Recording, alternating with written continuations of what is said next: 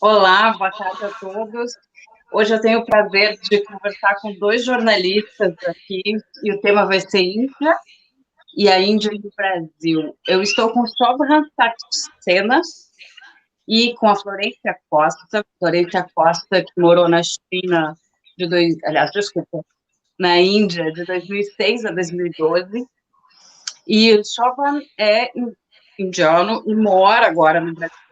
Primeiro, na verdade, o único ainda correspondente indiano que está aqui no repórter do Brasil para a China. Eu tive o prazer de conhecê-lo, embora muito rapidamente, numa cúpula de mídia dos BRICS, realizada no ano passado em São Paulo. Na época, eu estava trabalhando na Xinhua, que era a gente que ajudou a organizar essa cúpula, e aí pude ouvi-lo durante algumas falas, para a gente tentar deixar mais próximo essas mídias, né, dos países.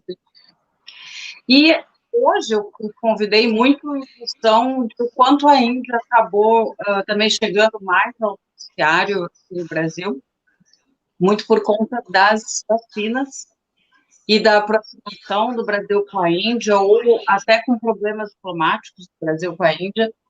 Como curiosidade, nessa semana, a gente comemorou 72 anos das relações diplomáticas entre Brasil e Índia, né? Então, a ideia é muito a gente falar desses dois países que têm essas relações desde 1948. Eles também têm diversas cooperações e mecanismos multilaterais globais. Aqui a gente também tem o BRICS. Houve um processo um pouco de, talvez, eles vão nos ajudar a esclarecer se foi uma rusga em relação à proposição da Índia no OMC para quebra de patentes na produção das vacinas, agora Covid-19. A ideia é resolver um pouco isso, mas eu abro dando boa tarde, agradecendo muito a presença de vocês dois daqui. Estou muito feliz. E, enfim, queria ouvir um pouquinho da Florência sobre o momento atual do Brasil e Índia. Bom, eu posso só fazer uma introdução, né? Eu sou jornalista também e, enfim, cheguei no Brasil depois de viver na Índia, como você falou, em 2006 a 2012, e eu trabalhava para o jornal o Globo lá na Índia, e aqui no Brasil eu lancei o livro Os Indianos, né? Sobre a sociedade, política, tudo sobre a Índia, mas era um governo anterior. E, enfim, o Shobhan veio exatamente nesse ano, né, para o Brasil. E, enfim, a gente andou escrevendo bastante aí, né, nas últimas semanas, tanto ele, nós dois juntos, como eu escrevi sozinho peças assim sobre matérias sobre essa situação que houve, né? Mas assim, como a gente está do Brasil e a gente tem escrito matérias sobre o Brasil para a Índia, a gente escreve para o website The Wire, que é um site indiano. Então, a gente mostra mais a perspectiva do ponto de vista, pelo menos, e outras matérias que eu escrevi, sobre a perspectiva do como foi para o Brasil, entendeu? Como o Brasil se situou nessa situação, assim. Nossas análises, tudo foi de que foi muito ruim. O Brasil, a política externa brasileira é muito, muito ruim, há 2 anos. Muito relacionada, foi muito ligada aos interesses do Donald Trump até agora, e agora pode até haver alguma mudança de rota, né? Depois da vitória do Biden. A gente vai ter que observar. Mas ela não foi positiva. O resultado, todo nesse imbróglio, o Brasil, o B do BRICS, né? Ele saiu menor. Os outros países estão defendendo as suas. A China, a Índia, a Rússia estão nas suas posições, né? Atuando lá nas defesas das suas, se colocando para esse mundo aí pós-pandemia. Está havendo uma recolocação, vai haver uma reposicionamento aí, mas até agora o Brasil foi muito, tanto no manejo da pandemia quanto nas negociações, né? A gente nas negociações da vacina, e que poderia estar melhor, né? Então, em relação, não sei se você quer falar exatamente sobre isso. Boa tarde, Janaína. Boa tarde para todo mundo que está acompanhando essa live.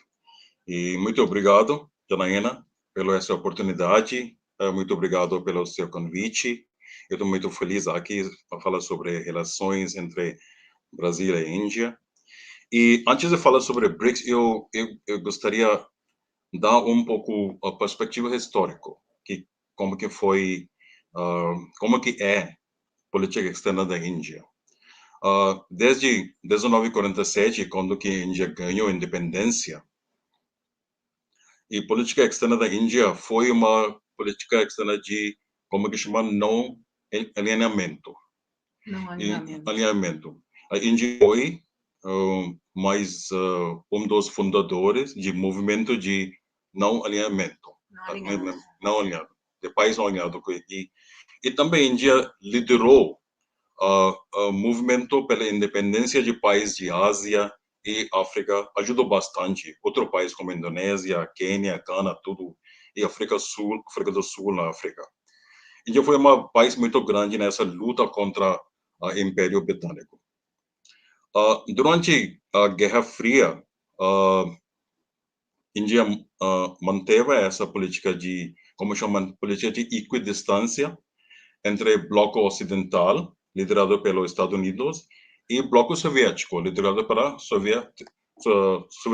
União Soviética. Mas eu acho que décadas de 60, 70, a política externa da Índia mudou um pouco. E desde décadas de 90, não? Em 91, a política externa da Índia mudou bastante, porque o modelo de economia mudou. A Índia começou com essa política economia de liberalização, globalização, e eu acho que últimos 20 ou 30 anos, a Índia tem uma política externa completamente diferente. Não é política externa de não alinhamento, mas é multi-alinhamento. O que isso significa? Significa que a Índia vai alinhar ou a Índia vai fazer parceria com tudo. Por exemplo, agora a Índia tem uma grande parceria estratégica com os Estados Unidos. A Índia tem uma grande parceria de negócio com a China. Tem grande parceria de defesa com a Rússia. Tem parceria com o Brasil e países na África, Austrália, de todos os lugares. A Índia mudou completamente porque a Índia se juntou a essa globalização. E o que foi resultado de essa política, Índia e Brasil criaram, junto com a Rússia, China e depois a África do Sul, BRICS. Eu acho que até você falou que Índia e Brasil têm relações entre os dois de 72 anos, mas eu acho que 50 anos foi nada, quase nada, porque não tinha muito negócio, não foi relações cultural, muito pouco. Isso tudo mudou. Eu acho que nos últimos 20 anos, principalmente entre 2004 e 2010, que foi como que chama, golden period, o tempo dourado para BRICS, porque todo o país estava crescendo, todo mundo falando sobre BRICS, país emergente, o mundo vai mudar completamente, e foi muito pouco. Mas essa política de Índia para alinhar com outro país, como Brasil, porque Brasil é um país muito importante para a Índia, porque é uma maior economia da América do Sul, é o maior país na América Latina, é muito importante para a Índia. Mas essa tudo começou na 2003 ou 2004, quando que eu acho que o presidente Lula foi para a Índia primeira vez. E durante cúpulas de BRICS, cúpula de IPSA, essas relações, eu acho que fica muito forte entre Brasil e Índia. Só Sim? posso complementar uma coisinha? O estreitamento começou, na verdade, na década de 90. O primeiro presidente brasileiro a ir para a Índia foi o Fernando Henrique Cardoso, foi em 96. Ele foi convidado para esse evento que, em 2020, o presidente Bolsonaro foi, que era o Dia Republican Day, o Dia da República, que é um evento muito grande lá na Índia, dia 26 de janeiro, né? Então, 3 presidentes brasileiros já participaram. Fernando Henrique, em 1996, foi o primeiro. Depois foi o presidente Lula, em 2004, 2005. Aí, o presidente Lula, ele foi 3 vezes para a Índia. Em 2004, que eu acho que foi esse de Republican Day.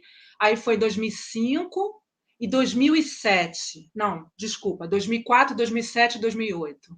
Em 2007 foi uma ida para discutir aprofundamento de relações estratégicas, etc. e tal. 2008 eu até estava lá, até cobri essa visita. Ele foi como para o BRICS. Em 2012 a presidente Dilma foi para o BRICS. Então, assim, aí em 2000 e agora em 2020 foi o Dia da República em janeiro e o presidente Bolsonaro foi o convidado, porque eles chamam sempre um chefe de Estado. Então, de algum país assim, para ser o convidado de honra, entendeu? Então, o Brasil já teve 3 representantes nesse Dia da República.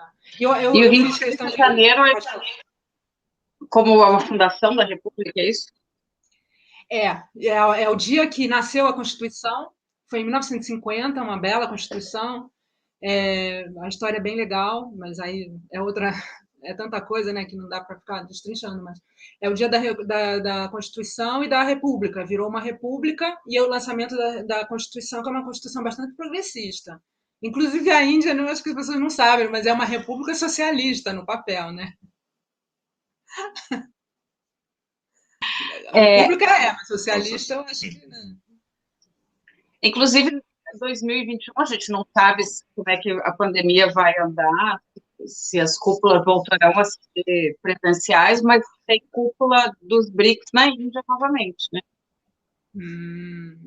Vai ter esse ano. Né? Sim, vai ter este ano, sim. Deve ser. A da Rússia, no ano passado, acabou sendo virtual, né? Eu estou achando que pelo andar da carruagem deve ser o virtual, né? Não sei, porque a situação não está. O mar não está para peixe, eu acho, né? Nessa pandemia. Então, eu não sei. Agora, a gente estava falando logo no início também de que há pouca relação, inclusive cultural, né?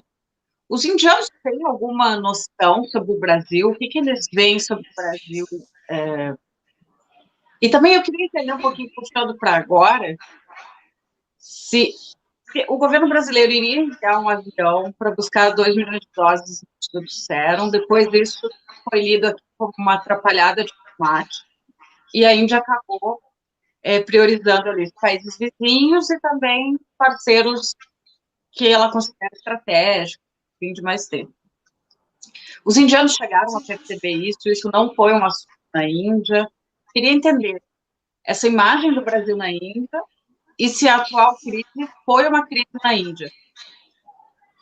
A cultura no Brasil, do Brasil na Índia e depois a história do avião. É porque teve um pouquinho de eco, eu repeti um pouquinho, porque teve um momento que cortou um pouquinho a sua... Como se estivesse flutuando a sua voz, entendeu? Sim. E talvez para o estrangeiro não...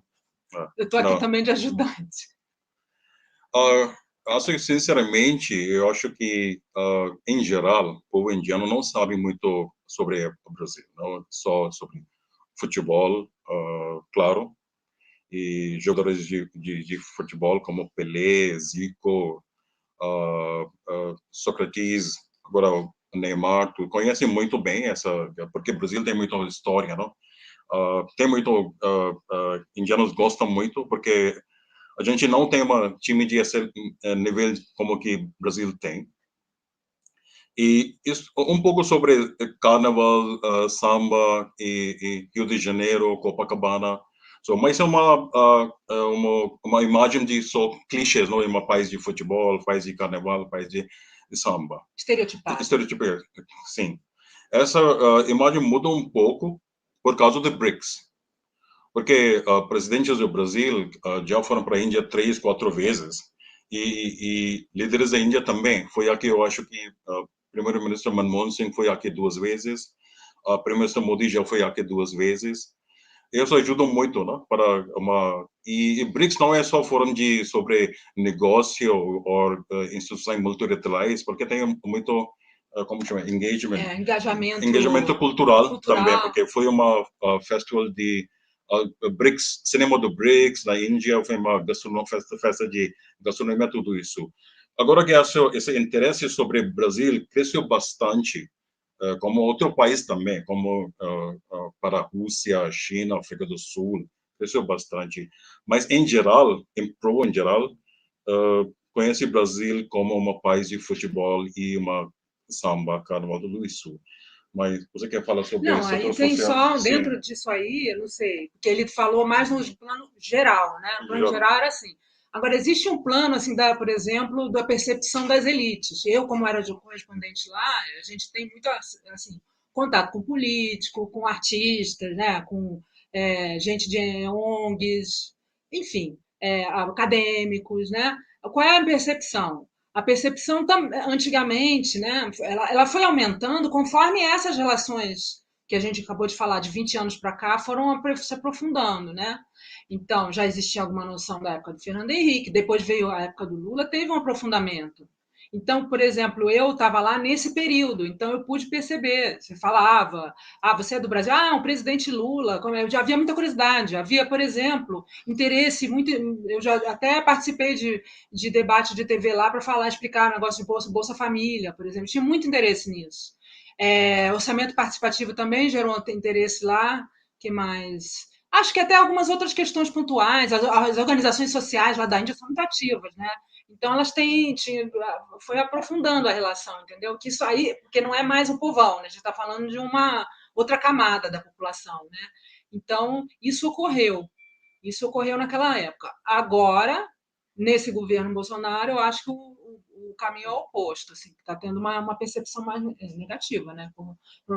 Pelas falas dele, não é por outra coisa, né? Anti-ciência, anti-vacina, anti-Amazônia. Teve muita matéria na Índia sobre as queimadas da Amazônia, sobre direitos da mulher, direitos dos índios.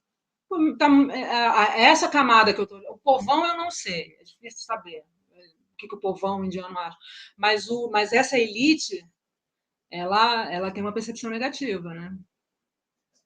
Hoje. Porque tem essa percepção de que o governo Bolsonaro estaria alinhado, né, ao governo indiano de alguma forma e tal, que eles seriam ali próximos ou simpáticos ao.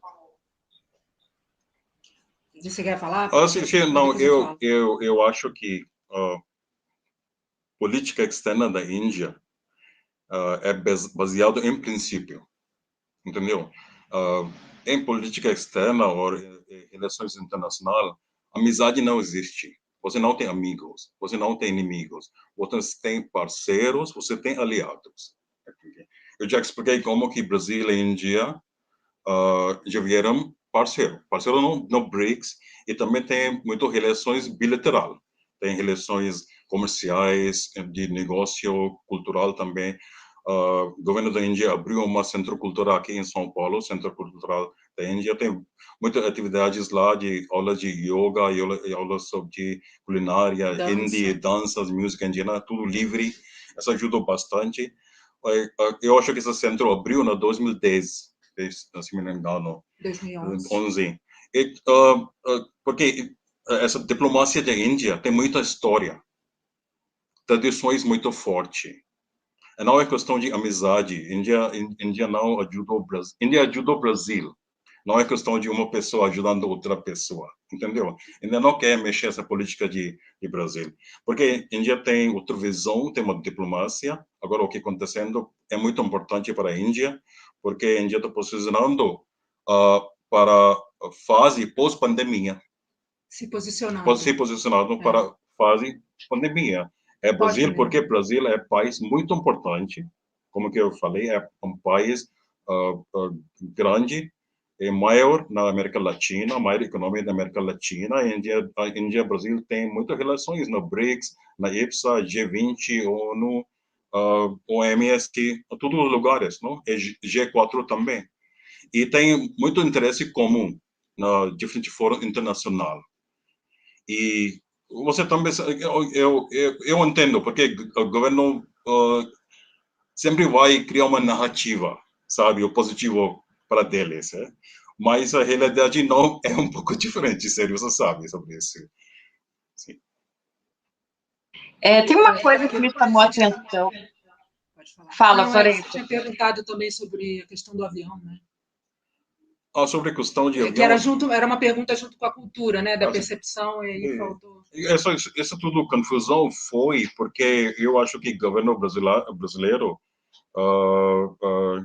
já anunciaram, né, que o avião vai decolar para a Índia, pega a vacina, volta para o Brasil. Mas a Índia tem prioridade. E Índia começou seu programa de vacina nacional no dia 16 de janeiro, agora ainda. E depois a Índia entregou milhões de doses de vacina para países vizinhos, como Nepal, Butão, Bangladesh, Maldivas, Myanmar, outro país como Seychelles, Mauritius. A Índia não podia entregar doses de vacina para o Brasil ou qualquer país antes de começar seu programa nacional. Essa não é racional, não é possível. Todo país tem prioridade, não? O que é a primeira prioridade? Doméstico. Depois, vizinho, porque a Índia tem uma obrigação para vizinho. Também a Índia precisa de uma confiança para vizinho. Só dois países a Índia tem fronteira aberta, é Nepal e Butão. E Bangladesh também é muito importante para a Índia. E Myanmar também. Para a geopolítica da Índia, para a diplomacia de vacina, tudo isso é muito importante. Depois, a Índia já fez isso, a Índia liberou exportação comercial para vários países, inclusive Brasil, primeiramente eu acho que Brasil e Marrocos, e depois África do Sul e Arábia Saudita. A Arábia Saudita é a primeira fonte de óleo para a Índia. A Índia tem relações muito boas com a África do Sul, que também é parceiro no BRICS, entendeu? Só foi isso. Mas Índia, eu acho que priorizou o Brasil também, porque o Brasil é nosso parceiro no BRICS, Índia tem relações muito fortes, e não pode ignorar o Brasil, né? Política externa, né? É política Posso externa. só fazer uma observação dentro dessa questão? Que eu acho assim, né? Houve um assodamento da parte brasileira em algum momento, mas isso não abala a relação, né? Eu acho que muitas das leituras que houve no jornal, tanto pode ter sido tanto em relação à Índia como em relação à China, na verdade é resultado de uma política externa completamente ideológica e que foi muito desastrada, a política até agora, brasileira, né?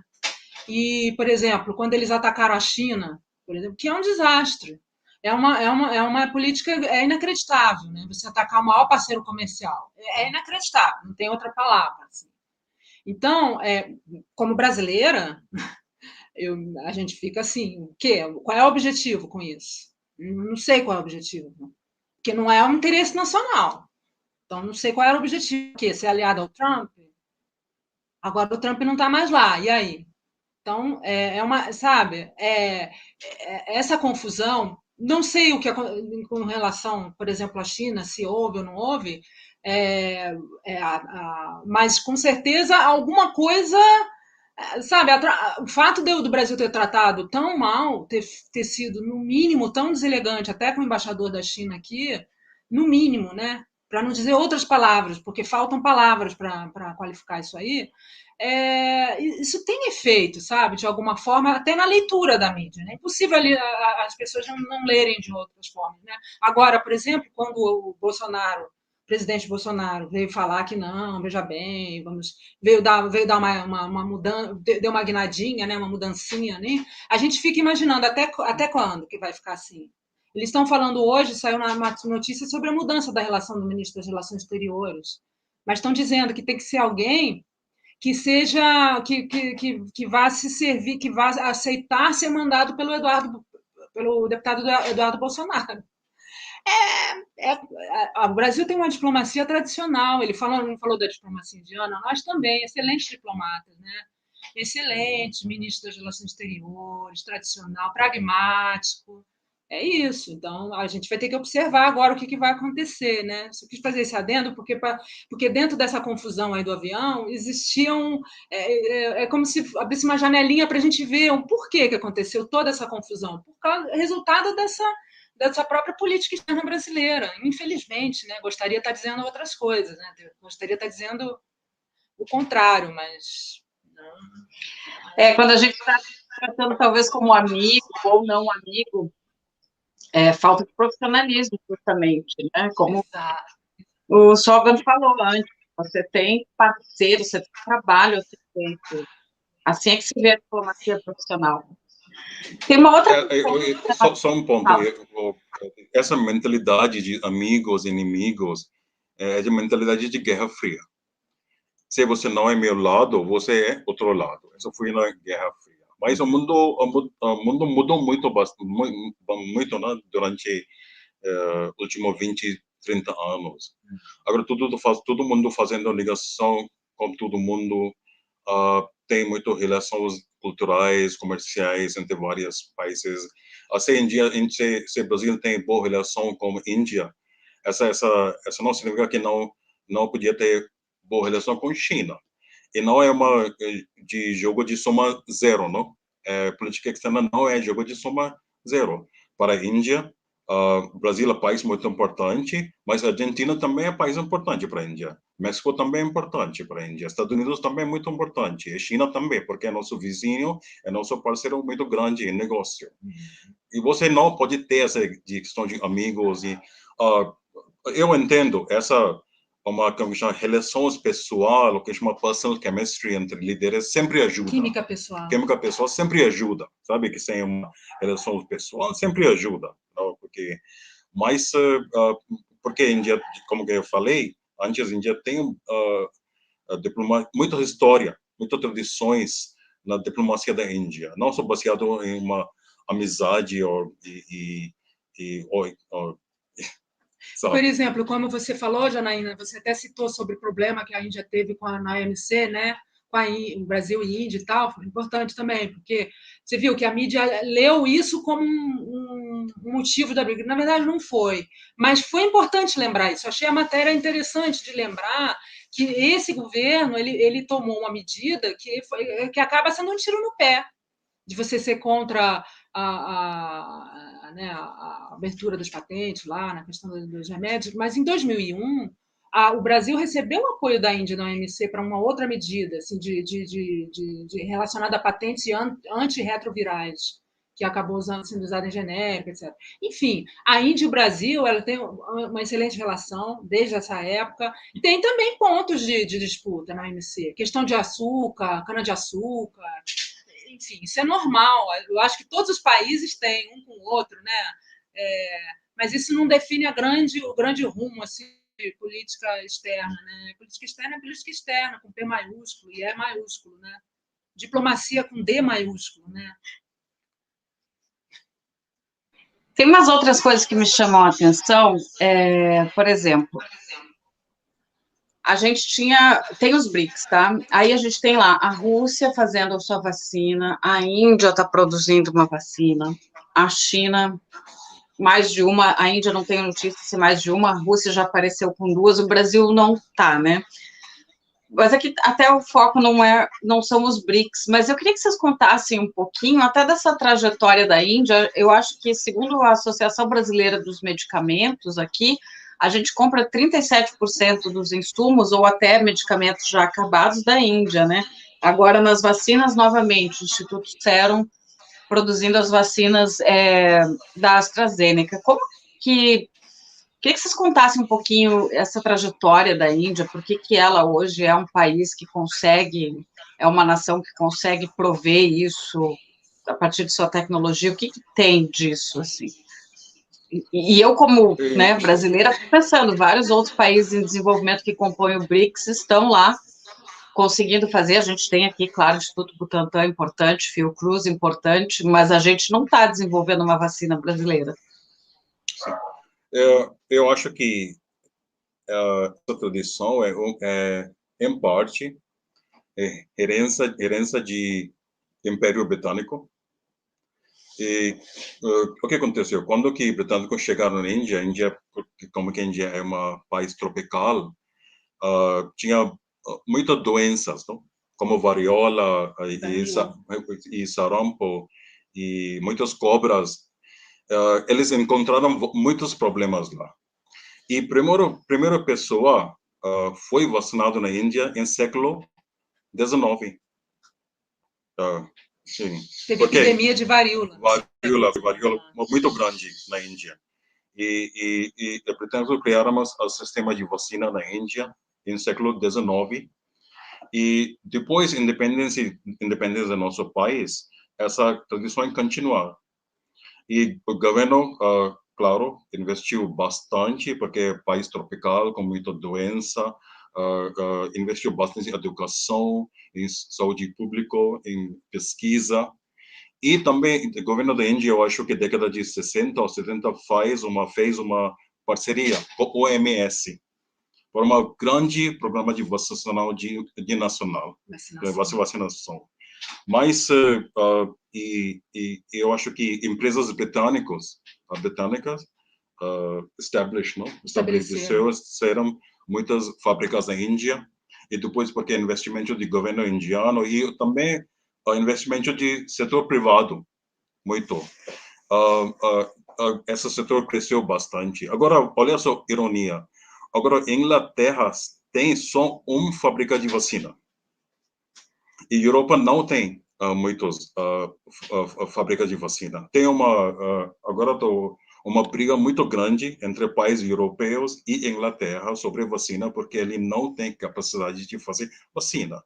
A Índia produz 60% de vacina do mundo produzido pela Índia e resto pela China e outro país. O Brasil também tem essa capacidade de produzir vacina, mas eu acho que não tem muita pesquisa, não tem muita capacidade de fazer, como chama, matéria-prima. Eu acho. A gente tem os laboratórios, mas é isso, a gente não consegue desenvolver a matéria-prima. Sim. Remédio também foi isso. Muito herança de Império Britânico, depois investimento de governo, depois investimento de... Índia quebrou muito patentes também, porque essa foi um esquema de governo indiano para dar remédio barato para o povo, porque a Índia é um país com muita pobreza, não muita pobreza. Não, remédios da Índia estão muito barato, muito barato. Você não pode comparar com o Brasil, muito barato, com outro viu? país. Sim. Só uma coisinha assim, quando a gente vai para a Índia, né? Além de comprar roupinha, as coisas, o artesanato, aquilo que a gente sempre adora comprar na Índia, eu sempre compro meus remedinhos lá, sabe? É bem mais barato. Sim. Tipo Alegra, que é para alergia, sabe? Para quem tem sinusite. Nossa, é muito mais barato. É outro item. Eu não tinha a menor ideia disso, mas realmente, se é produzido lá, né? Essa também foi um pouco resultado de globalização, não? Porque essa liberalização de economia da Índia, muitas empresas de como Estados Unidos e Europa já mudaram sua fábrica para países na Ásia, na Índia, China, Indonésia, para mão de barato, como que chama? Labor. É mão de obra. Mão de obra barata. Mão de obra é muito barato lá. Barata. E tudo isso, agora a Índia é muito forte, não, para fazer vacinas e remédios. Assim. Ou seja, tem que investir, né? O país tem que investir, o Brasil deveria ter investido nisso. Eu acho que a gente tem várias lições aí. Tem que ter um caderno grande de lição ali para a gente estar anotando. Pós-pandemia. Não, assim, e me chamou muito a atenção o fato de que entre os países dos BRICS, para a gente pegar BRICS, a gente não tinha ali essa... Somos um dos únicos, junto com a África do Sul. E aí também fiquei pensando na questão da OMC, a África do Sul votou junto com a Índia, que queria a quebra da patente, justamente... Exatamente. Enfim. Exatamente. Eu vi uma matéria que falava assim, o B do BRICS encolheu. Por isso. Justamente nessa questão da vacina que hoje está dominando o debate, inclusive na diplomacia, etc. e tal, o B do BRICS encolheu. É isso. Mas eu acho que a Índia e o Brasil tinham uma grande parceria durante a pandemia de HIV.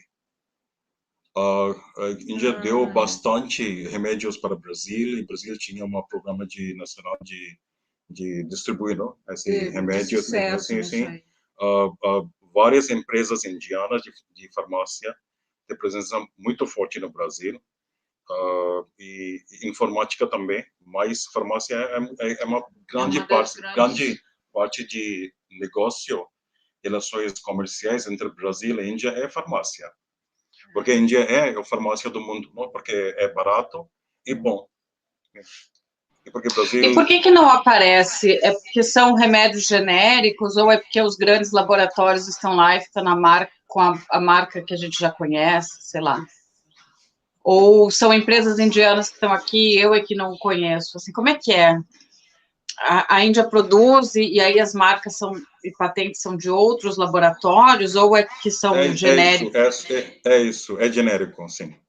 Sim.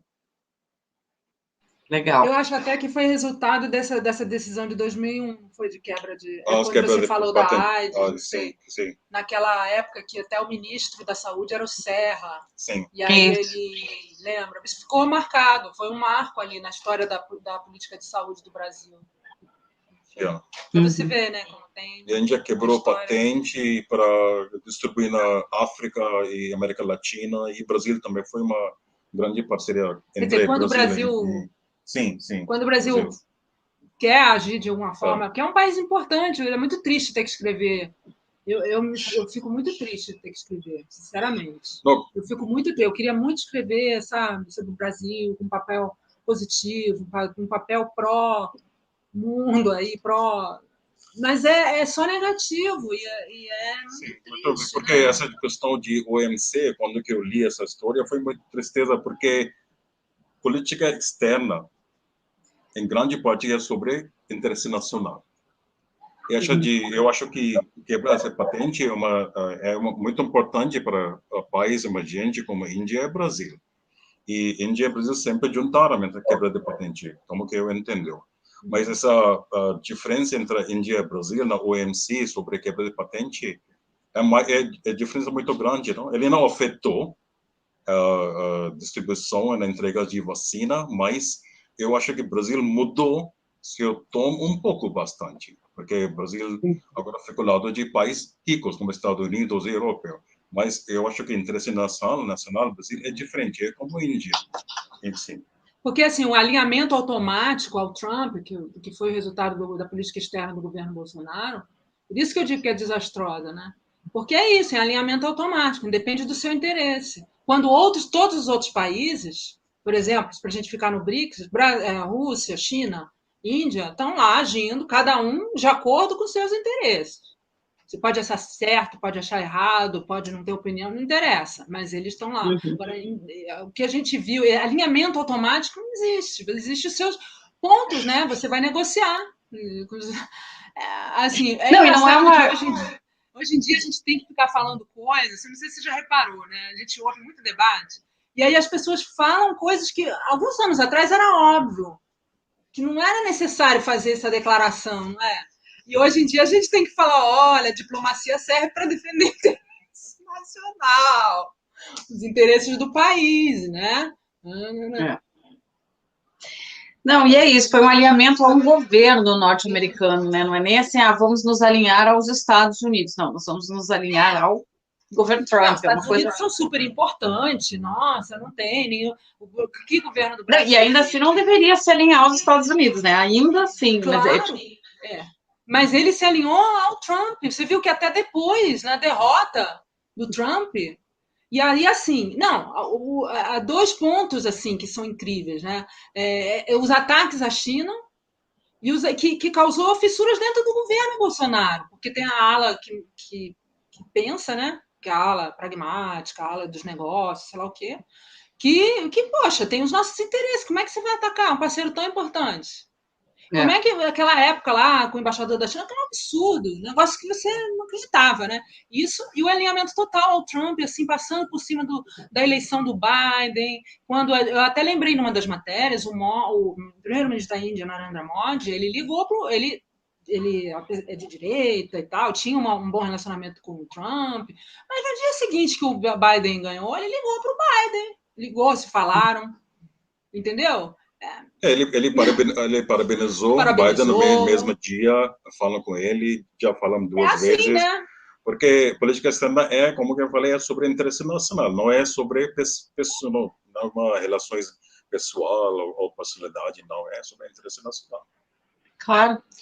E, Florência, você escreve para mídia aqui no Brasil e da Índia ou só da Índia? Como é que é? Da Índia eu tenho escrito para o The Wire com ele, a gente está procurando passar, assim, mostrar, né? Porque tem muito pouca. Você mesmo falou no início, ainda tem muito pouca relação cultural ainda da Índia com o Brasil, ainda tem muito a caminhar ainda, né? Mesmo as relações comerciais, da Ásia, né? Lembra? Eu até parabenizo muito a sua iniciativa aí de fazer um canal de China, de relações. Não sei se você também vai falar de cultura mais tarde, enfim.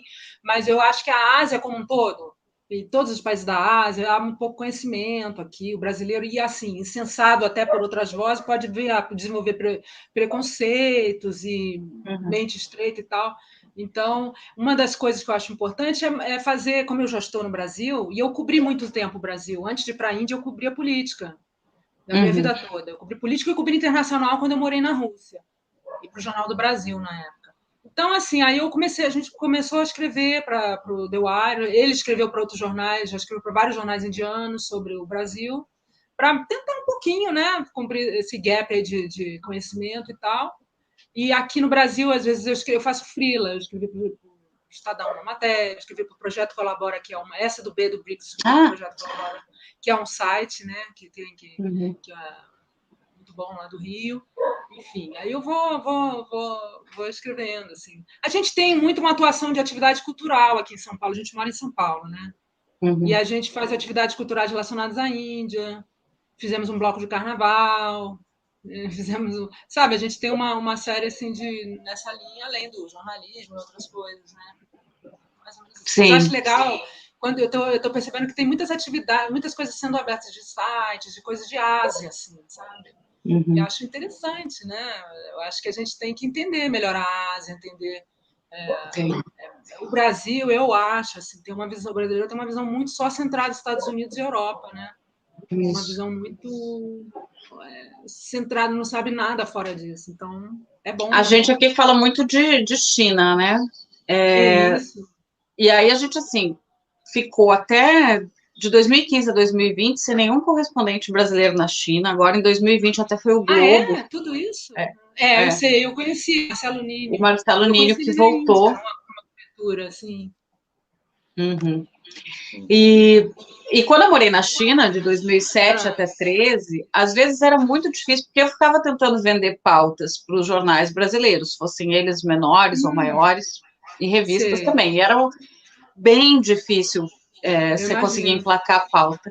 Como é que era a sua... Me conta um pouquinho, como é que você, quando morou lá como correspondente, porque você tem que brigar na página do jornal com toda a cobertura de Europa e Estados Unidos. Né? Exato, você tem toda a razão. Não, e eu acho que no seu caso, exatamente. Eu não sei como era no caso da China, mas no caso da Índia existe um estereótipo muito grande. Então, havia um interesse muito grande por matérias assim, na linha do exótico, da curiosidade, entendeu? Alguns outros tipos de matérias que iam mais a fundo não interessava tanto, porque o leitor brasileiro também não, nossa, eles queriam mais ver, assim, casta, sei lá. Quando tinha algum problema muito grave, como teve alguns atentados terroristas que eu estava lá, né, quando teve, ou sei lá, os elefantes, não sei, sabe, ou Bollywood, que é uma coisa que agora está ficando mais famoso e tal. Mas eu fui para lá quando eu fui para escrever para o Globo, eu fui em 2006, né? E aí já fui acertada que eu ia escrever regularmente, então já havia um interesse de publicar. Mas é isso, você tem uma barreira, eu acho, mental aqui, que talvez você deve ter percebido isso também, que é isso, é tão distante, vale quando é alguma coisa mais exótica, entendeu? Por exemplo, eu lancei um livro em 2012, que é um livro grande, Os Indianos, que porque eu acho que faltava, sabe, muita coisa, a cobertura toda não preenchia isso, não preenche. Então, teria que ter um trabalho mais a fundo, mostrando todos os aspectos da sociedade, com história. Mas a Índia não é o estereótipo que as pessoas pensam. Elas só pensam naquele estereótipo do yoga, que todo mundo é espiritual na rua. Não é assim, entendeu? É uma sociedade super complexa. Yoga. E é super complexa. A gente conhece tem várias muito. índias lá dentro. Nem a gastronomia a gente conhece muito. Exatamente. Eu tenho a sensação. Não sei se na China é assim. Eu tenho a impressão que na China também a gastronomia não deve ser variada, assim, lá dentro. A variedade regional na China, não é? Eu tenho a impressão. Eu me lembro só do Pato a Pequim, lá de Pequim, que foi maravilhoso. Mas, olha, eu acho que a China é tipo o Brasil, tipo Índia, assim, tem comida muito diferente, né? Todo tipo. Na Índia também. Na Índia também. A gente não conhece aqui no Brasil a comida do sul da Índia. Não conhece. Essa falta de informação, falta de conhecimento é grande problema, porque agora eu acho que não tem correspondente brasileiro na Índia. Na Índia não tem. Ela era eu fui a primeira e última. O último. E ele é o primeiro indiano no Brasil. É muito... porque a Índia não é claro, essa soft power sobre yoga, Ayurveda, Bollywood é importante, mas a Índia também é a maior democracia do mundo.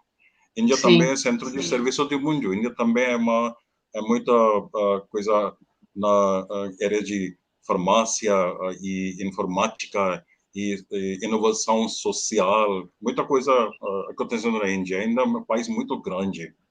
E eu acho que é grande, como que chama? Gap. De conhecimento, assim, déficit e grande, assim, a variedade da Índia é tanta que a gente costuma dizer que é como se fosse assim uma Europa, sabe? Por exemplo, você pegar Portugal e Alemanha, né? Eles são muito diferentes, né? A língua, a comida, né? O povo e tal. A mesma coisa na Índia. Ele é do norte da Índia. Se ele for para o sul, a gente foi. No ano passado eu fui lá, fui cobrir a eleição. Fui cobrir a eleição, a reeleição do Modi. E aí, a gente depois, no final, fomos para Tamil Nadu, que é no sul. E é, assim, muito diferente do norte. E ele não conseguia falar oi.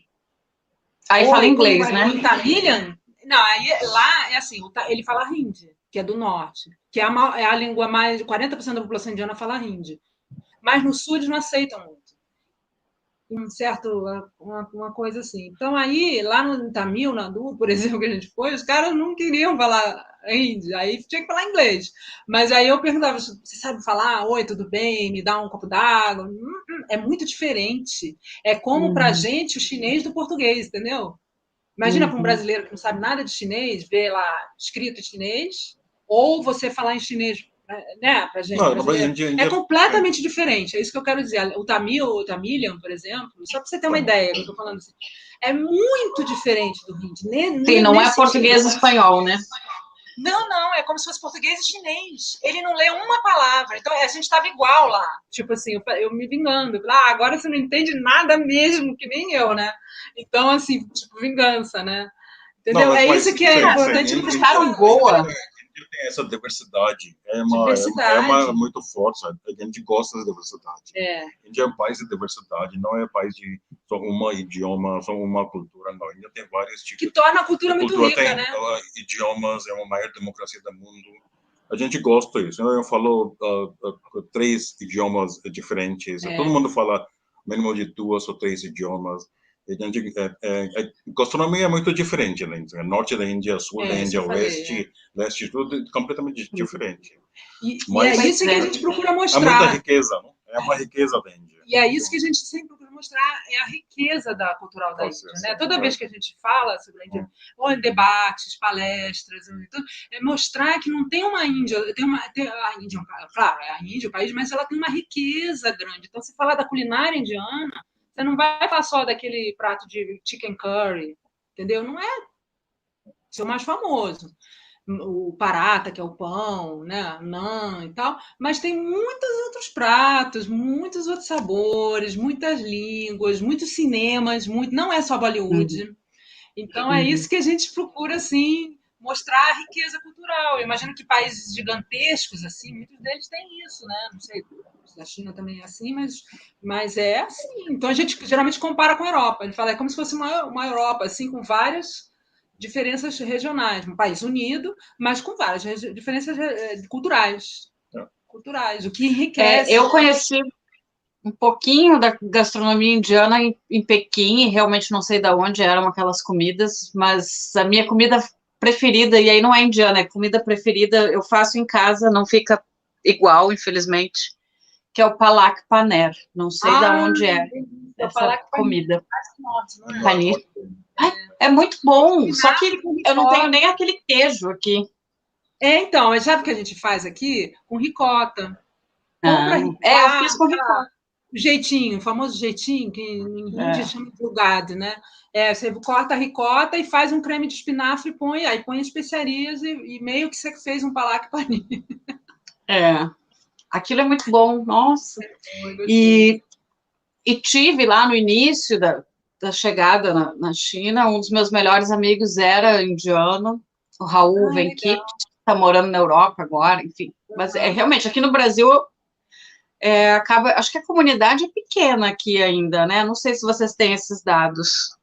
Pequena, né? Muito pequeno, muito pequeno. Aqui eu acho que, em total, eu não tenho número certo, mas eu acho que, em total, em Brasília, a gente tem mais ou menos 5.000 indianos.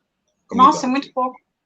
Muito pouco, porque a gente tem 6 milhões nos Estados Unidos, e 4 milhões na Canadá, 3 milhões na Inglaterra. Aqui tem 5.000 pessoas aqui. A maioria é em São Paulo.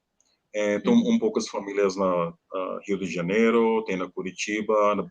A gente tem embaixada na Brasília, tem consulado aqui em São Paulo, tem centro cultural aqui em São Paulo.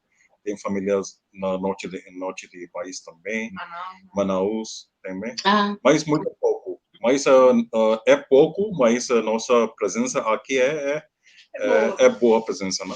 Porque tem presença na áreas de informática, farmácia e outros negócios, tecidos também, tem muita presença lá na Brás, na São Paulo, e a gente faz muitas festas aqui, nas festas indianas como Diwali, Holi. Tem associação aqui, Associação Indiana, Associação de São Paulo, de indianos. A gente tem presença aqui. Tem. Você está, desculpa perguntar, Janaína, você está onde no Brasil? Você não está em São Paulo, não, né? Não, eu nunca morei em São Paulo, assim, naquele mundo anterior eu viajava quase todos os meses para ir e morava no Rio de Janeiro, mas eu sou originalmente do Rio Grande do Sul. E aí, legal. Depois de 3 meses de pandemia, eu voltei a morar no Rio Grande do Sul e eu não estou viajando e não pretendo viajar enquanto a gente não estiver imunizado. Então, estou por aqui. Mas, assim, por conta do meu trabalho com China, visitando empresas chinesas, o normal é que eu viaje muito e São Paulo sempre foi... naturalmente, né, todos os consulados estão aí, a maior parte das empresas estão aí, então... Mas eu nunca morei em São Paulo, eu já passei, assim, tipo, 2 meses inteiros em São Paulo, 1 mês inteiro em São Paulo, mas sempre em hotel aí. Entendi. Nunca foi minha casa. Mas você é de São Paulo? Eu sou carioca, né? Você não viu que eu dou umas puxadas ainda? É verdade. Mas olha, aquela coisa, aquele DNA carioca ficou, porque eu saí do Rio na década de 90, olha só. Fui para a Rússia, e depois de 4 anos voltei para São Paulo direto, porque eu quis trabalhar aqui com jornalismo em São Paulo, aí fiquei cobrindo política. Aí, em 2006, aí eu fui para a Índia. Mas eu tenho família no Rio, eu volto para lá, mas eu não perco o sotaque. Eu nunca perdi o sotaque também. Tem muito, tem uma aliança ali carioca gaúchesa. Tem muitos amigos gaúchos. Tem. Eu nunca perdi o sotaque também. Eu saí daqui em 2007 e voltei agora no meio da pandemia, que eu nem estou convivendo com tanta gente assim, né? Eu falo mais com gente de fora do Rio Grande do Sul nas lives do que do Rio Grande do Sul. A gente está tomando cuidado aqui também, em casa, esperando chegar a vacina. Vai vir, será do Instituto Serum, talvez, ou vem via Butantan, mas qualquer vacina está ótimo, né? Qualquer uma que vier está ótima. Tem que vir, né? Agora, deixa eu fazer uma pergunta. Eu tenho visto nos últimos anos, não muitos exatamente, mas algumas missões de... Deu uma cortadinha. Acho que passou uma moto aqui. Moto. Eu tenho visto nos últimos anos algumas missões de empresários que vão à Índia porque é a principal promessa, é a nova economia que vai mais crescer. Na área de startups, também é um país que tem já tradição não dá para dizer, porque startup é uma coisa meio nova, assim, mas tem ali, já está se firmando nesse mercado. Como é que vocês leem a Índia, esse interesse de Brasil, e se é realmente o próximo país para a gente olhar, enfim. Tem eu vou pegar aqui depois o nome do livro, um autor até indiano que fala, né, que é o século asiático, o século XXI. E ele até, a tese dele é de que não é exatamente a China, todo mundo olha para a China, mas não é a China. A Índia está muito dentro desse processo. E depois a Ásia como um todo. Como é que vocês leem a Índia exatamente, e se é realmente o século asiático? Claro, eu acho que esse centro de gravidade de economia global está se movendo para a Ásia, mas isso está acontecendo para os últimos 20, 30 anos, não é novidade. Claro, a China é um país muito importante nesse processo, mas a Índia também é muito importante. E outros países também, como Coreia do Sul, por exemplo, e países como Indonésia, Malásia, tudo. E agora a gente está vivendo um momento histórico agora. A gente está vivendo história em tempo real, porque eu acho que o mundo que existia antes de pandemia não vai existir depois de pandemia. Pós-pandemia vai ter outro mundo. E esse processo de movimento de centro de gravidade para a Ásia, para Oriental, vai acelerar agora. E porque quando a gente viu durante a pandemia, os Estados Unidos perdeu sua posição completamente. Uma pior resposta para a pandemia, e muito conflito social, e falta de democracia, todo mundo acontecendo, muita pessoa sem segurança, seguro de saúde, desempregado, uma situação terrível. É muito importante que Estados Unidos não ajudou ninguém durante a pandemia, ajudou ninguém durante essa pandemia. Só Donald Trump mandou cloroquina para o Brasil, sabe, que nunca quer usar. Nem a EMA quer usar. Sim.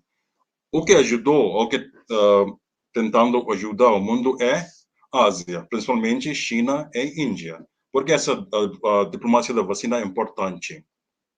Porque a Índia está fazendo isso? Porque a Índia está se posicionando para uma fase pós-pandemia. Porque a Índia tem capacidade de fabricar muita coisa, a Índia tem muitos centros de serviço, já tem, e vai ter mais agora. Eu acho que essa pandemia que mudou, vai mudar completamente o sistema de economia do mundo, e é muito importante para a Ásia. E essa centro de gravidade de economia vai mudar, completamente não vai mudar, porque durante essa pandemia, em meio de pandemia, e a China assinou um acordo chamado RCEP, de como país asiático e região Ásia-Pacífico. A China que também a Índia fez as negociações e depois decidiu que não seria... Para enquanto deixou, não juntou agora, mas a China também fez um acordo com a Europa. É muito importante, dois acordos muito grandes durante a pandemia. O que significa? Que agora, o que vai... eu não tenho dúvida sobre isso. Eu estou falando como indiano, mas não tenho dúvida sobre isso. A China vai liderar o mundo em 5 ou 10 anos. Não tem dúvida, ninguém tem dúvida. Agora, muito depende e resposta de Estados Unidos. Como que ele vai reagir para essa situação.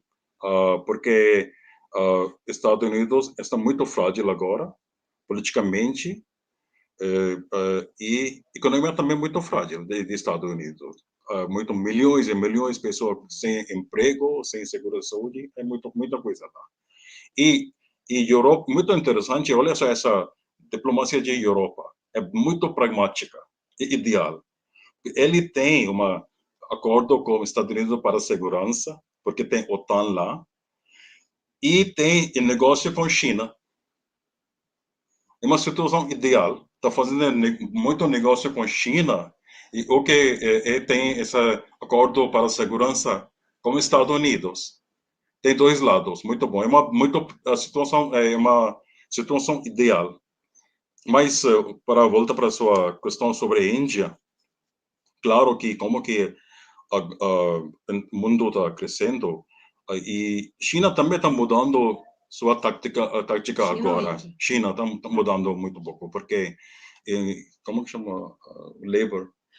A mão de obra? Mão de obra está crescendo lá. E muitas fábricas podem deixar a China, mudar para a Índia ou para mudar para outro país. Eu acho que a China também não tem problema com isso, porque a China está mudando a sua tática, seu modelo de economia, como chama, economia de dual circulação. Mas a Índia precisa mais investimento. Ok, você viu muito como foreign investment, investimento estrangeiro durante a pandemia, foi China, a Índia também recebeu bastante. O Brasil perdeu muito. Estados Unidos também perdeu, mas porque a China e a Índia têm capacidade, têm população, é um mercado muito grande, tem população muito jovem, e população com educação, com muito skill de habilidade. E eu tenho certeza, que essas século 21 vai ter no século da Ásia. E já é, mas a pandemia vai acelerar esse processo, assim, muito mais do que a gente pensou. E que eu acho que talvez essa projeção que China vai ter uma maior economia do mundo em 2030, ano 2030, 2030. Eu acho que vai ter antes, pode ser na 5 anos. O salto da China, né? Pode ser antes do que se previa. Assim, e a Índia também vai crescer. Tem uma projeção de economia da Índia vai crescer com 11% neste ano que vem. 21, né? 21. A gente está em 21. Porque é muito. É muito menos. 11 é muito. China vai crescer, eu acho que 8%, Índia vai crescer 8%. Eu acho que século da Ásia, nenhuma dúvida. Claro, tem problema lá.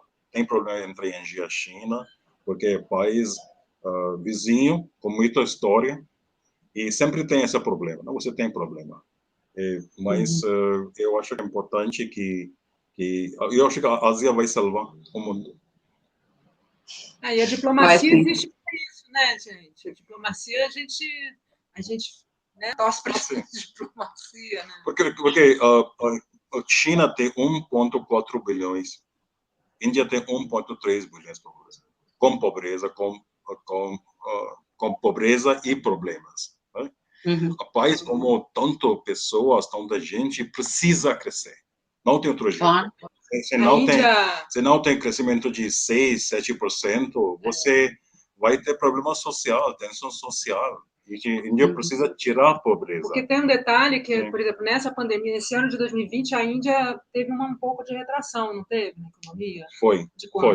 Eu acho que 7%, 8%. 7%. Então, ela vai crescer 11%, mas teve retração. Então, e a Índia, quando eu morava lá, eu me lembro que o primeiro-ministro da época falava a Índia precisa crescer 10% ao ano durante um período, assim, pelo menos 10 anos, para poder enfrentar a questão da pobreza, entendeu? Que é um problema ainda, né? O livro que eu estava comentando é o The Future is Asian, do Parag Khanna. Eu acho que ele é de origem indiana. Mora nos Estados Unidos. Eu entrevistei Parag Khanna, como que trabalha na Times of India na Índia. Eu li esse livro e eu lembro até agora o argumento dele que até o século XVIII a Índia e a China junto controlavam 50% do PIB mundial. Por isso. Mas o que aconteceu? Foi 10 revoluções na Europa, revolução industrial, revolução política e social. E depois, Índia e China foi colonizado. E quando o Império Britânico deixou Ásia, Índia, China, essa contribuição de Índia e China para o PIB mundial caiu para 2 ou 3%. Essa tudo riqueza, toda prosperidade de Europa é riqueza da Ásia. sinceramente, é. Agora, o que aconteceu? A Europa tinha essa vantagem de tecnologia.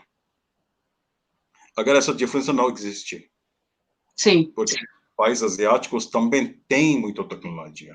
O que lidera agora a tecnologia é Japão, Coreia do Sul, China, Índia. Ciência, tecnologia, tudo é lá na Ásia. E tem população grande, mercado grande. É normal que a Ásia vai voltar para essa situação de século XVIII. Essa De grandeza, é grandeza, né? uma acadêmico, Kishore Mehbubani, ele que mora na Singapura, ele tem essa tese também, como Parag Khanna, como Martin Jackson fala sobre isso também, que essa últimos 200 anos, essa dominação de Europa, a dominação de Estados Unidos, foi uma aberração. Não foi aberration. Aberração. Aberração. Agora, essa aberração acabou. Eu acho que é uma palavra muito dura, que acabou, mas como a gente viu, o que está acontecendo na Europa, o que está acontecendo nos Estados Unidos, o que está acontecendo na ocidental em geral, é claro para mim que a Ásia vai dominar. E é interessante a questão da pandemia, a resposta à pandemia, dos povos asiáticos e dos povos, né? Sim, como que foi a resposta na países asiáticos? Eu não estou falando sobre China, Taiwan e Tailândia e Vietnã, países pequenos, não? E Coreia do Sul. Quase nada. E você viu como resposta na país ocidental. Não? E o próprio povo colocando máscara. Com a máscara, tudo. E agora você vê na Europa as pessoas até se revoltando para colocar máscara. Eu acho que as noções culturais, entendeu? A coisa do o indivíduo. Mas minha liberdade, né? Meu direito. O meu direito. Você sabe que você estava falando, aqui estava falando. Aí eu abri o meu Kindle aqui, ele mostrou o seu livro, Florência, Os Indianos, aí eu vi que é da editora Contexto. A editora Contexto tem uma coleção que é riquíssima, de vários povos. Uma amiga minha escreveu da China, Cláudia Trevisan. Você é amiga da Cláudia Trevisan? Claro! Eu também. Que bom! É muito tempo que eu não a vejo, mas mas era minha colega aqui em São Paulo, e depois lá na Índia eu encontrei com ela numa cobertura e tal, assim. Eu tenho o livro dela aqui, Os Chineses. Aqui, então, ela está morando no Rio, Florência, liga para ela, faz contato. Com certeza, legal. Está morando no Rio, desde o início desse ano aí, ano passado. Você deve conhecer o Gilberto Scofield também, que foi correspondente lá na China. Ele é meu amigo assim de Face, não muito pessoal, não tanto mais pessoal. Mas teve uma galera, né? Teve uma época que a gente teve uma boa cobertura lá, né, Janaína, na China. Então, no pré-Olimpíada, chegamos a ter 5 correspondentes da Band, do Globo, da Globo, Folha e Estadão. Certo. Eu fazia uma contribuição, sei lá se era contribuição, eu escrevia diariamente para o Grupo RBS, mas foi só durante um ano, assim. Uma correspondente, acho. Sim, claro. Mas depois da Olimpíada eles cortaram, e isso foi gradativo, assim, o Globo e a Globo tiraram já em 2008, pós-Olimpíada, que a Olimpíada foi em agosto, né, de 2008, e a Band demorou mais um pouquinho, e depois Estadão fechou, e 2015 a Folha fechou. Entendi. E você lá também, né? Você fazia para fora e fazia também para a agência, para o jornal chinês também? Eu fui trabalhar na agência de notícias Xinhua, foi para isso que eu fui para a China, e fiquei de 2007 a 2010. E aí percebi que não tinha ninguém falando de Brasil e fazendo relações públicas. Aí eu abri o Radar China na época, ele nem era uma plataforma muito de informação, ele era uma boutique de relações públicas. Então eu fiz, fazia muito trabalho para o agro ou para a própria Embaixada do Brasil na China. Então fazia muito agro e cultura brasileira na China. Beleza. Em 2013 eu cansei de morar lá, enfim, por mais motivos pessoais, assim, queria voltar a morar no Brasil, e continuei com o Radar, e agora na pandemia eu comecei a fazer o canal com força ali por junho, porque aqui eu também trabalhei na agência Xinhua de 15 até 2020. Certo. Então, foi isso. Você reportava para a China sobre o Brasil, é isso? E sobre empresas chinesas no Brasil, principalmente, mais do que tudo. Legal, porque como a relação Por isso viajava muito também. Imagino. Pelo Brasil. Como a relação é muito forte, o que eu estranho é ter ficado muito tempo sem correspondente lá, né? Porque quando a relação é forte, econômica, tem muita matéria, né? Para ser feita. Tem. Acho que então, e aí eu não sei muito como é que é a Índia, porque a Índia a gente está sem ninguém lá, né? Mas a China, por exemplo, as matérias que a gente tem são feitas pelas agências chinesas, que normalmente aqui o pessoal acaba não usando porque enxerga muito essa relação com o governo chinês, então não tem a mesma credibilidade, os jornais aqui não compram. Compram no sentido de, né, topar aquele conteúdo. Mesmo que muitas vezes seja um super conteúdo legal. Sim. E o resto lá das agências da Reuters, da AP, AFP, não tem a cara do Brasil, né? Ninguém está lá perguntando se a China vai comprar mais soja, se vai comprar mais carne de porco, se vai investir não sei aonde no Brasil, como é que é o 5G, porque os interesses são outros, então, realmente, é muito estranho. O interesse do agrobusiness a gente tem lá, que é importantíssimo para o Brasil, né? É isso que eu acho que no jornalismo seria importante ter. Bom, tem lá agora o Marcelo Ninho, né? Mas eu acho estranho, né? Esse período que você falou, eu nem tinha me atentado desses anos aí que você falou, que ficou sem, né? E eu sem, 5 anos sem. Sem, gente, é um negócio estranho, né? E o Marcelo Ninho voltou, assim, ele queria voltar à China, ele propôs, né? Isso, um pouquinho de história de bastidor, assim, é uma visão dele de que a China. Então, ele foi ao Globo e propôs, enfim, aí eu não sei como é que são os acordos lá, mas, enfim, o Globo topou, enfim, achou importante, mas outros veículos ainda não acharam. Não. E a Índia, essa mesma coisa, né? Você vê já na universidade alguns professores falando que é a próxima grande economia, você vê alguns empresários já se mexendo em relação à Índia, e a gente não tem lá ninguém nos contando como é que a Índia pode ser uma inspiração para o Brasil, quais áreas são mais importantes, como é que é a política indiana. É um pouco isso, né? Então o governo Bolsonaro é alinhado ao governo do Modi, mas e como é que é isso? É mesmo, não é? Teria que mostrar exatamente como é que é isso. Quais são os interesses da Índia, que eu acho que seria com qualquer presidente brasileiro, qualquer um que fosse. Para mim, muito estranho que a mídia brasileira não tem presença na Índia ou China. Não, tem hoje no Globo, Marcelo. Mas precisa mais, não? Tem presença na pequenas países na Ásia, tem também no Japão. O Japão eu entendo, porque tem população japonesa aqui, mas agora todo mundo precisa presença na China e Índia, principalmente Índia, porque eu li muito artigos aqui, publicado na mídia brasileira sobre a Índia, mas tudo é de New York Times ou The Guardian ou agência de Europa e sobre. A visão dele é completamente diferente, porque quando que eu escrevo sobre Brasil, eu olho para o Brasil como olhos indianos, escrevo como uma perspectiva de um país emergente, porque eu entendo o Brasil completamente diferente de como que europeus ou pessoas de Estados Unidos. É diferente, visão é diferente, perspectiva é diferente, nosso foco é diferente. Como eu fazia na Índia, minha visão era é uma ironia brasileira. que mídia americana, mídia europeia tem presença muito grande na Índia. Tudo New York Times, Wall Street Journal, Guardian, tem bureaus lá, não só repórter, tem bureaus, muitas pessoas lá, CNN, BBC, tudo tem presença lá. Mas mídia brasileira, da América Latina, outro país aqui pequenas, não? Mas o Brasil tem capacidade de fazer isso, não? Tem capacidade de cobrar a Índia como país, como a Índia deveria cobrar, não? Como uma grande país também. Sim.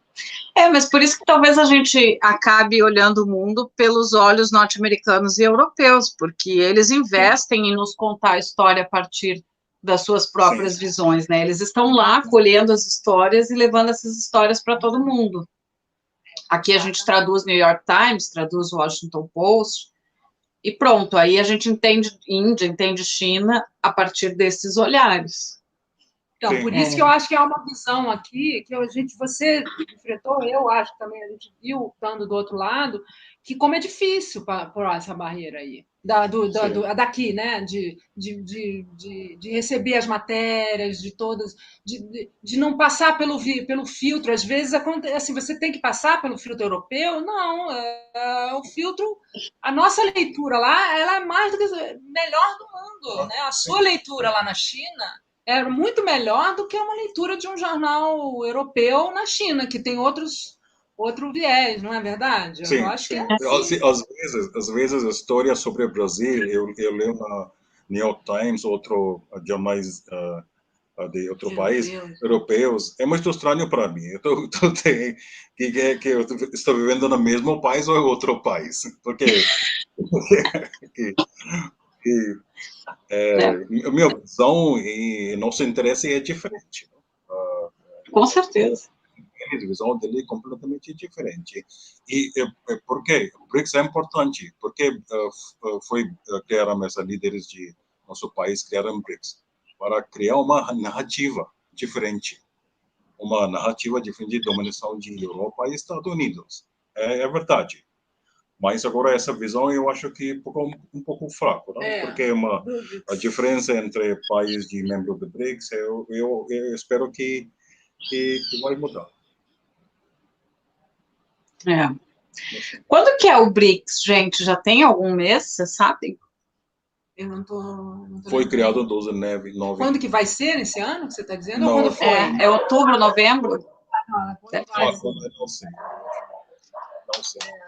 Vai ser Bom, enfim, acho que a gente pode agitar aí outras lives ao longo do ano, voltar a trazer Índia para cá, e a gente tem todo o BRICS, né, rolando, enfim, a gente pode voltar a fazer umas discussões, assim, que eu acho que são interessantes, já que pouca gente olha para a Ásia, vamos a gente contribuir aí. Vamos olhar, é muito legal essa sua iniciativa aí. Tem muita gente ó, que tem interesse sobre a Índia, não? Quer saber sobre a Índia, a China, mas não tem. A China tem já bastante gente. A China tem aqui presença, eu acho que tem bastante aqui, mas a Índia não tem plataformas, porque não tem correspondente na A gente criou um site chamado Beco da Índia, que é de cultura indiana, mas é só isso, não é de negócios, nem de política, nem nada. Porque foi um desdobramento do bloco Bollywood que a gente criou, que foi um bloco de carnaval. Porque a comunidade aqui indiana adora dançar, e aí a gente quis espalhar e ver, fez um experimento em 2016 e funcionou. E aí a gente resolveu criar um website para explicar um pouquinho mais a cultura indiana, porque as pessoas não sabem nada, e ficavam me fazendo perguntas, eu falei, quer saber, eu vou criar um website, eu e ele, e aí eu faço as matérias, deixo lá, mas é uma coisa ainda muito simples ali, inicial. É becoindiano.com.br? Como que é? É só .com. É só .com, depois dá uma olhada lá. Eu fiz até uma última matéria, fazendo algumas matérias e tal, de cultura, mas é mais a cultura, não é o seu modelo, não, é bem diferente, é só cultura. E agora tem, enfim, e boto posts no Instagram, umas coisas bonitas, fotos, enfim, só para mostrar a variedade. Foi no rastro do bloco, só que o bloco não vai ter esse ano. Sim. A gente não foi nem nada, nem que deixasse, a gente ia fazer. Então, meio que eu estou fazendo assim, já que eu estou em casa de castigo. Estou de castigo, aí vai lá, é bom que exercita um pouco e tal, não esquece aí, entendeu? Não é castigo, é tempo para reflexão. Não, é bom, está sendo bom. Sobre pensamento, para reflexão e para preparar para o futuro, né? Sim. A gente está lendo muito, se preparando e tal. Mas é muito legal, assim, esse debate. Eu acho muito legal esse debate que a gente fez hoje, porque complementa, né? Você vê, a gente vai trocando informação, complementa visões. Isso precisa, né? É um mini BRICS aqui. É um mini BRICS. Um super mini BRICS. Voltem sempre. Vamos trocar mais figurinhas. Obrigada, gente. Obrigadão, adorei esse papo. E a gente se vê por aí. Vou chamar vocês de novo, então. Tá, muito obrigado, Janaína. Foi um prazer. Gostei muito. Que bom. No meu sotaque, mas... Não, mas ele tem bom sotaque. Você viu que eu fiquei de intrometida aqui, para o pessoal não ficar me xingando, mas é porque ele ainda esquece algumas palavras, eu dou uma ajudazinha, mas daqui a pouco, ó, ainda mais nessa casa, ele está melhorando o português dele. Super português. Então tá, gente. Tchau, tchau. Obrigada, tchau. Namastê.